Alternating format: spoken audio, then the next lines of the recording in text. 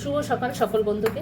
সকালবেলায় চটজলদি একটা জলখাবার বানিয়ে নেব। তার জন্য এখানে 1 কাপ মতন আমি আটা নিয়ে নিয়েছি।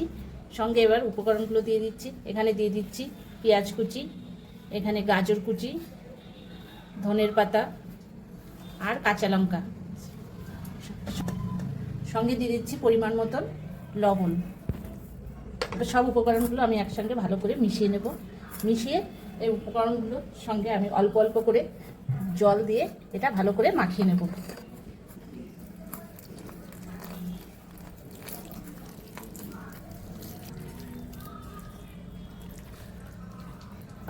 এবার তেলের উপরে আমি এটা ঢেলে দেব। ঢেলে এবার হাত দিয়ে আমি এভাবে গোল করে সুন্দর করে দিয়ে দেবো। আমি একটা উল্টে নেব।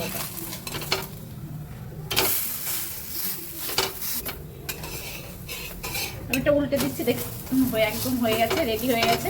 আপনারা সকালবেলায় চটজলদি এটা জলখাবারে বানিয়ে নিতে পারেন। একবার বানিয়ে খেয়ে দেখবেন কেমন লাগে। কেমন লাগলো আপনাদের অবশ্যই জানাবেন, আর লাইক শেয়ার করবেন।